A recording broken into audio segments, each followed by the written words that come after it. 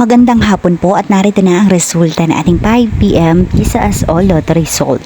At para po sa draw natin ngayon ay ang 2D Lotto at ang 3D Lotto ngayong araw na Miyerkules, June 17, 2026.